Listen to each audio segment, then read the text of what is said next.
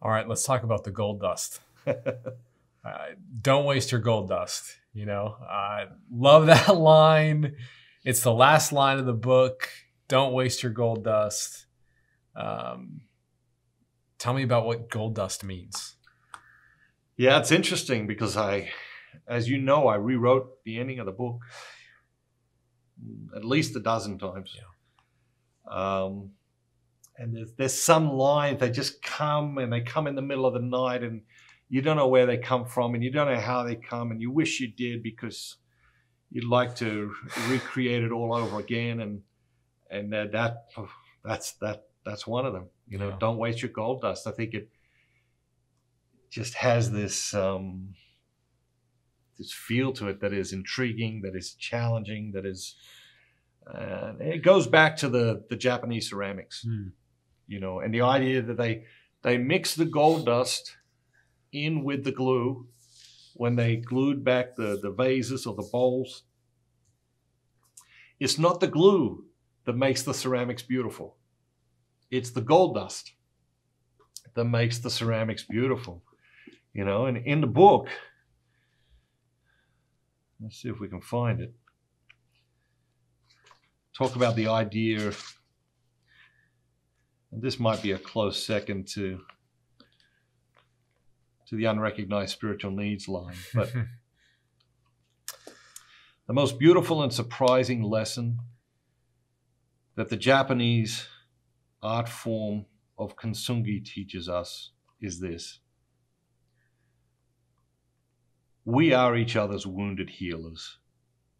We each possess the gold dust needed to glue other people back together, making them more beautiful and more lovable than ever.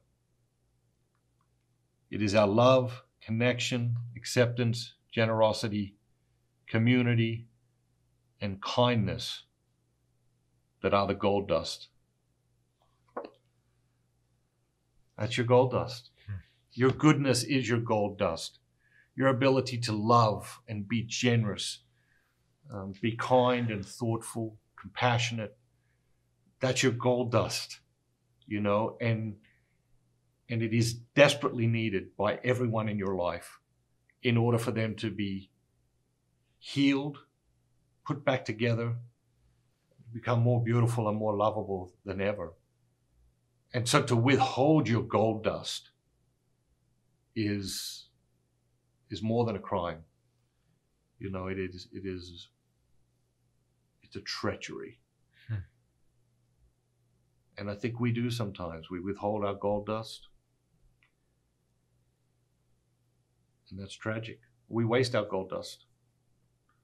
Don't waste your gold dust. Yeah. If you're watching this on a video, just pause and just sit with that for a hot second. You know, don't waste your gold dust.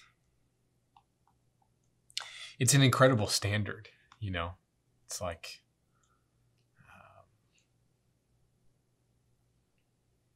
maybe it's better to say it's an incredible responsibility. And is there a more important responsibility for me than to be each other's wounded healers? I mean, that's just, man. Yes, but at the same time, it is a standard and a responsibility that is perfectly matched for you. Yeah. You know, I think on days when I get overwhelmed, you know, or I get frazzled, or I get stressed, or I get cranky, or whatever, I have to sit back and say, what is happening here? And the conclusion I have to come to is that I am trying to do more in this day, in this 24-hour period, than God intends for me to do. And assess the landscape and work out, you know, which parts of this day are coming from ego, are coming from ambition, are coming from parts of me that are not aligned with God. Because when we walk with God, we should very rarely be overwhelmed. Usually when we're overwhelmed, when something seems too massive, It's because we're trying to do part of God's job, and we should be overwhelmed when we make that mistake.